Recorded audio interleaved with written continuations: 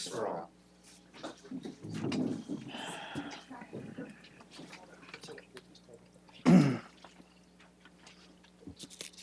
Okay, thank you and welcome to our August 29th meeting. We're all a little bit, I know staff and some of us a little tired. We've been preoccupied with other things lately, as you all are aware. So this meeting will be somewhat brief. I do want to say that we're going to remove a few items from the agenda for next Tuesday. That I think if council doesn't mind, we'll, oh, and by the way, we have one council member absent. Sorry, April. If council doesn't mind, it'll give us more time to think through and discuss in a more relaxed next Tuesday. Things will be settled down a bit, so if y'all won't mind. So specifically, in our resolutions, we can skip E1, 2, and 4, if y'all don't mind. I mean, if you feel strongly about one of them, we can certainly talk about it. But we'd like to do that. So that would leave us with E3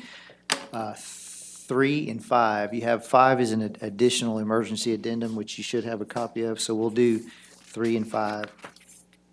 And there, if you don't mind, I will need to contact Dr. Morgan at UHV and see if the 5th will work for them. If not, with y'all's permission, I'll just put him on a council meeting that will work with his schedule, because I've not been able to ask if he can change. I think that's fine. You guys, because we want Dr. Morgan to be here Okay.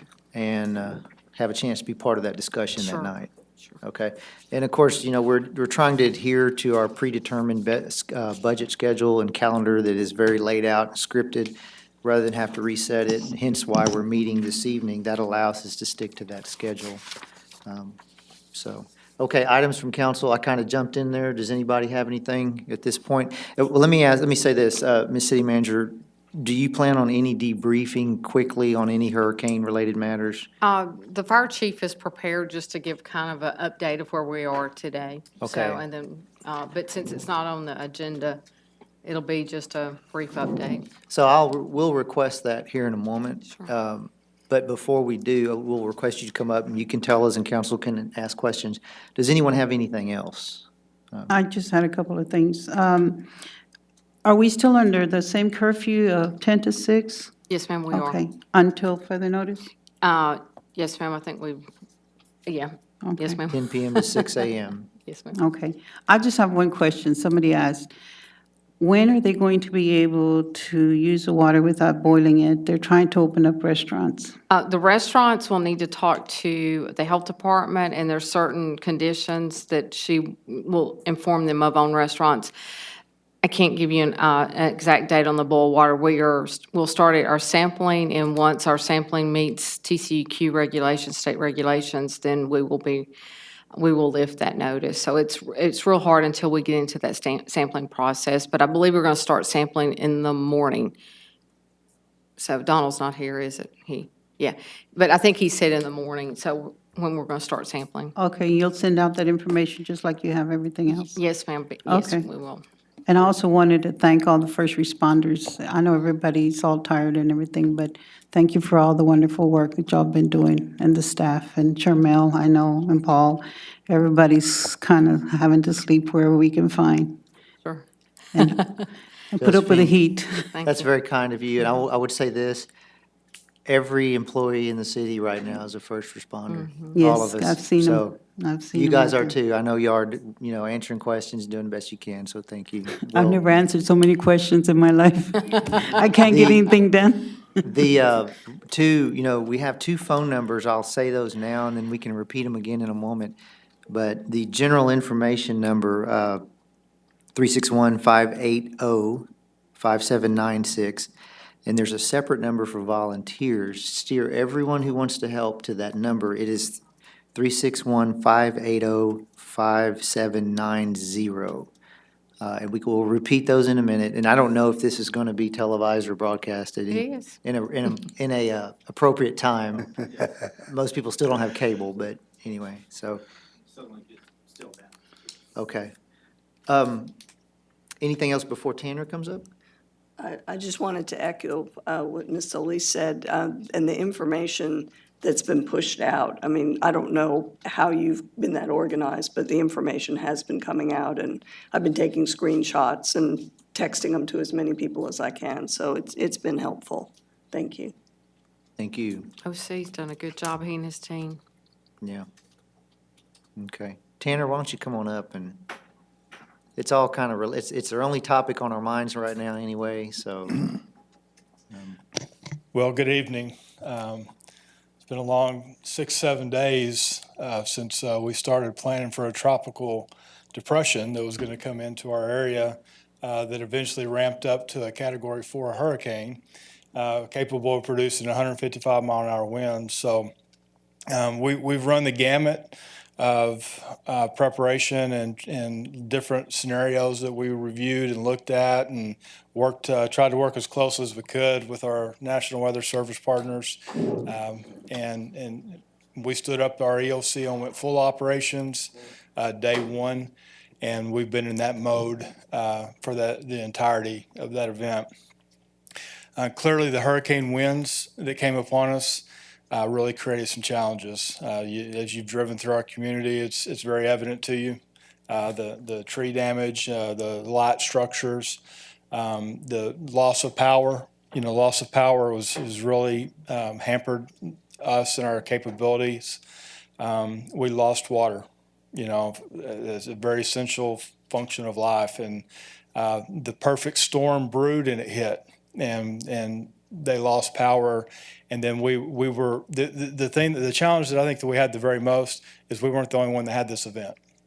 So we were competing for many communities for resources, and eventually it made its way to Houston. And I think you've all probably seen the situation that's going on in Houston. So what I can say without going into a ton of detail, because there's so much that we could say, is that there's been a lot of people that have stepped up, and many of you have run traps for us and helped us think outside the box. We've had to change gears multiple times in an effort to try to get our water back online, trying to get our traffic signals controlled. We recognize that as a high priority, and that the driving behavior of our citizens is very important as they come to those cross sections. We made requests for those types of resources 5 days ago. And we made requests for a lot of resources in preparation of, and some of those we've never received. And what we've had to learn is we're almost having to take care of ourselves in some respects. And so there's some frustrations on those levels, but we also recognize and appreciate that there's a lot of communities that are competing for resources. And so we know that they're trying to take care of us the very best that we can, the very best that they can. We eventually set up a points of distribution where we distributed water and ice. We're regaining, we just got some more water in, so we'll be doing that again. And the citizens have been very supportive of that. I went out and watched that myself to better understand, kind of see eye to eye with our citizens. And they're so appreciative, they're so thankful. The comments they make are very uplifting. And you've probably seen there's many outside resources that have come in and staged in our community. Some of the faith-based groups have set up and have distributed water essentials, for our citizens. And so we do have water pumping again. That was good. They believe it's going to take about a week, but through all the testing to finally get back to that potable water state. But I think that's a very fluid and dynamic piece as they start the sampling. And I'm not a water guy, but I think they have to look at those for 24 hours to see what their issues are and make the adjustments in the water until they get it to the TCEQ quality.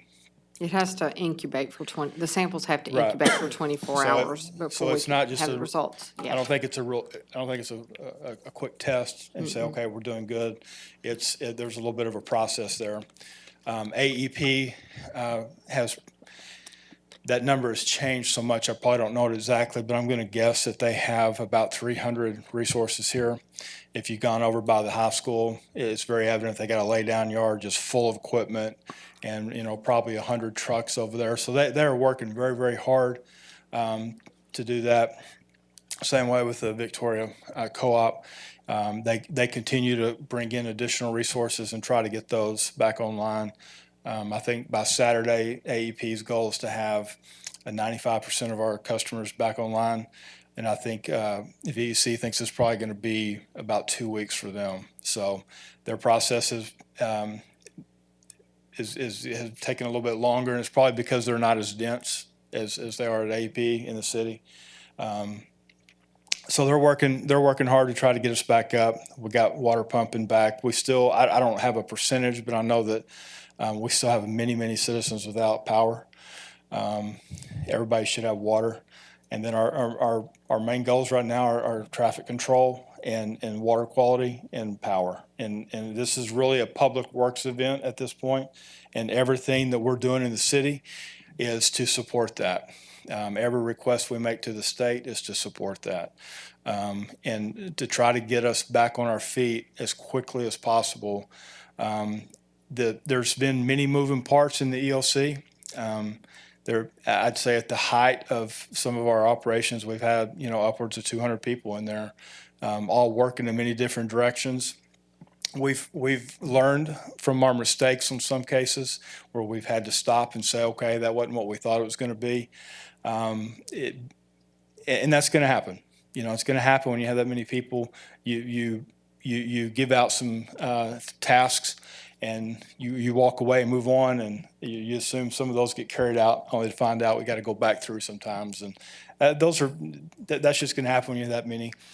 We had the 2 shelters set up, one in Bloomington and also the one at St. Joe.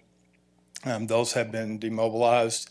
They're in the process of getting those cleaned up and handed back over to the school districts. So that's probably a pretty high level. I'm sure you have some questions, so I just will make that available. Tanner, just a couple more comments, though. We started picking up residential trash at Del Norte and Southwest Bend Jordan location. So if people wanted to drop off their residential trash, that gave them a location to do that before. Because we will not be doing curbside pickup this week. We'll make a decision on Friday. It depends on how much debris gets moved out of the roads with our ash brick contract. So that was the trash pickup. Yeah, that started today. And then So, the inspections department opened up today. They're at 7 o'clock to let people come in and start getting permits. Out-of-town people come in and get general contract license. And they seem to be, y'all were pretty busy in there today, I think. So, and then city secretary will start tomorrow issuing itinerant vendor permits, those that need, but they're going to work together at inspection. So people only have to go to one place to get permits if they need it. So I know the damage assessment team for inspections was out doing a, big picture assessment. Did they finish up today, Julie? Okay, so they finished today. That's just that big picture. So and there's a lot of damage in the community. yes, there is a lot I more mean, than you realize. Mr. There Barton, I had a is- question. At the landfill, is that able to open up again so that Waste Management can do commercial waste pickup? I'm getting requests that there's getting trash buildup on the commercial side. Sure. When I left at noon, do you have an update on that? They were in the last- process. Yeah, I think their goal was tomorrow. Yeah, and some of you may not realize the large transmission line, AEP's fell down and was laying, toppled over into the landfill, so AEP had to get in there and get the transmission line picked up. I think Daryl said they were supposed to be out there today working on Yeah, that. they were hopeful that by in the morning that they would be able to open that up and be able to start servicing that. And you make a good point there that I probably didn't focus on enough, is that when all those power lines went down, most of the contracts for debris removal and those kind of things are dependent on not having energized wires.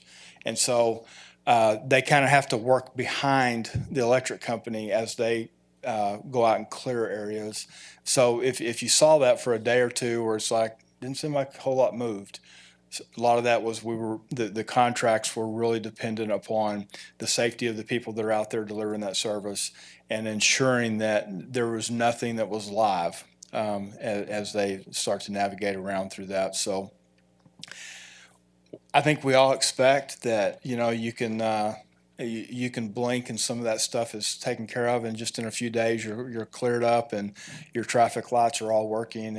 And I think we realize that this is going to be a long duration. I mean, the traffic sign inventory is going to indicate that, probably 60 to 75% of our lights are significantly damaged. That and one of our real high priorities was stop signs. We got to get stop signs because the behavior of our folks is that, and at night when there was no lights, you would be into an intersection before you realize it. And maybe perhaps some of y'all experienced that. I did. I ran a couple. I went back and stopped because I felt embarrassed that I'd run the lights. It's just when it's that dark, it's really hard to see. And so that has been such a priority, and we have had such a hard time getting resources. Charmel finally reached out, and I think she may have actually got us some today that we're hoping will be here tomorrow from the city of Austin. So just everybody calling, everybody helping out, people bringing boats in to help people get places they need to be.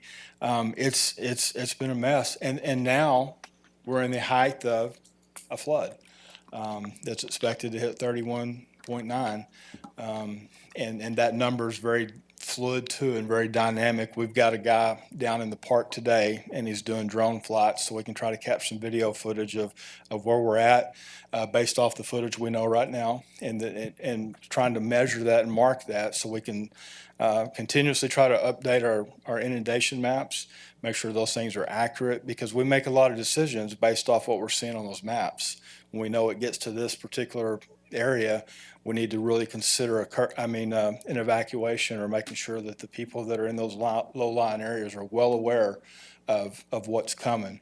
And we've done that. I mean, we've really worked hard to try to ensure that our citizens are aware.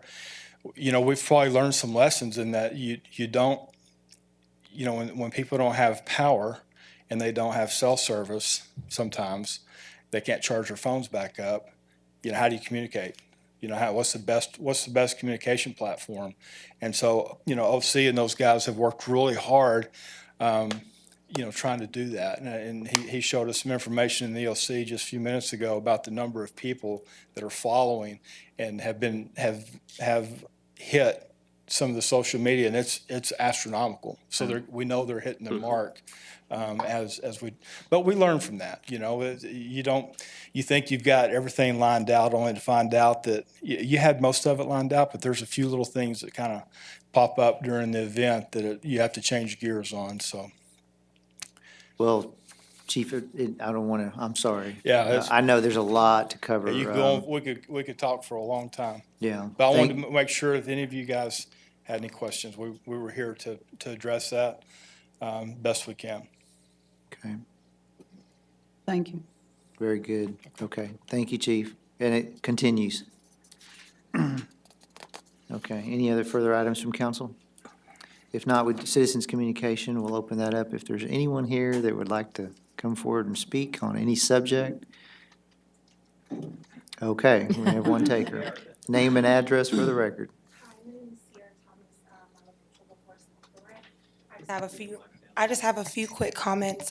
First comment is, I've seen a lot of people stopping the AEP trucks, asking questions when they were working, and I just want to say to the community that the best thing for us to do right now is let them do their job.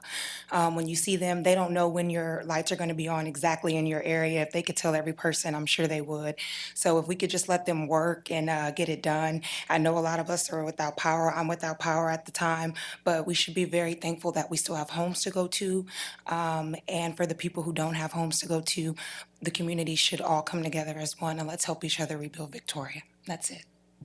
Well stated. Thank you. Thank you, Sierra. I don't think we could have said it better. Very good. Okay, citizens' communication still open. Seeing no one, we'll close citizens' communication. We do have one ordinance without a public hearing This is an ordinance adding Article 7 for right-of-way management and Article 8 for design manual to Chapter 20 of the Victoria City Code, amending Section 21-82J related to historic districts to designate historical landmark districts, amending Chapter 24 to establish fees for usage of public right-of-way, repealing all conflicting ordinances, providing for publication, codification, and savings, and declaring an effective date. So moved. Second. Motion and a second, is there any discussion? Seeing none, all those in favor say aye. Aye. Those opposed, the same. Okay, that passes. We have 2 public hearings. The first is the second public hearing on the 2017-2018 City of Victoria tax rate on August 29th, 2017 at 5 p.m. here in the City Council chambers at 107 West Juan Lynn Street. Okay, council, just remember there's no action for us here, no vote.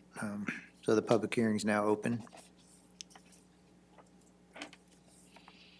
Anyone who wants to speak about that issue specifically? Okay, seeing no one, we'll close the public hearing on well, it's C1, it's actually C2, isn't it? Yes. Okay, and so now go to C3. C3 is a public hearing on the City of Victoria budget for fiscal year 2017-2018 on August 29th, 2017 at 5 p.m. here in the City Council chambers at 107 West Juan Lynn Street. Okay, we'll open the public hearing on C3. Anyone would like to speak to that item only, do so now. Seeing no one, we'll close the public hearing on C3. And we will move, and we have no consent agenda. And again, we'll do resolutions E3 and 5, so we'll do E3 now. E3 is a resolution authorizing the city manager to execute a memorandum of understanding with the County of Victoria for the 2017 Edward Byrne Memorial Justice Assistance Grant Program application to be submitted to the county in the amount of $27,032, of which the city is to receive $13,516 upon award of the grant, and declaring an effective date. Council? Second. Okay, thank you. Motion and second. What questions do you have? Chief, you have anything to add? Just here for Chris. Questions? Okay, very good. All right, seeing no questions, all those in favor say aye. Aye. Those opposed? Okay, ayes have it. Thank you, Chief. Now, E5 is you should all have a copy of that, the emergency. E5 is a resolution of the City Council of the City of Victoria, Texas, continuing the disaster declaration previously issued by Mayor Paul Pawlasek on August 24th, 2017, in response to Hurricane Harvey, and declaring an effective date. So moved. We have a motion and second. Thomas, can you explain just a little simple terms? What Sure, we're I doing here can. for everybody? The Texas Disaster Act allows local governmental entities, including the City of Victoria, to declare local disasters, and the mayor did that on August 24th, last Thursday. That local disaster declaration can only last 7 days unless it is continued with the consent of the local governing body, that's City Council. And so what this is asking is for council to approve extending that disaster declaration for an additional 7 days. It would then last until next Tuesday's council meeting, where we will have the item on the agenda again, so that if it's necessary to continue the disaster declaration at that time, we can continue it for another 7 days. Under the disaster declaration, the mayor has also implemented a mandatory evacuation that has now been lifted in all areas except a few designated places that are flood prone. Those include Greens Addition, the 2nd Street area, and the Old Town area. The mandatory evacuation is still in place in those areas. Likewise, the mayor also implemented a mandatory curfew from the hours of 10 p.m. until 6 a.m. every evening. Those 2 declarations are still ongoing, and by this resolution, you're also approving those to continue for an additional 7 days. And these decisions were made with staff as well as a county judge and others, so it was they were thought out and considered. I just wanted to add that to it. And with the advice of the chief, et cetera. The only question I have is just the wording of item 3 in the resolution. Just need clarification on it. It's probably just a typo, but It should have the word "or" after mayor. Is that what you're? Yeah, okay. All right. Let's add the word "or" after mayor so that paragraph 3 will read, "Any emergency proclamations, orders, regulations, or curfews issued by the mayor or the emergency management coordinator, if so designated by the mayor, are hereby confirmed and ratified." Thank you. We don't need an addendum or? No. Okay, it's just- thank you. Makes sense. Yes, sir. Any questions about it? Excuse me. Yeah, if not, all those in favor say aye. Aye.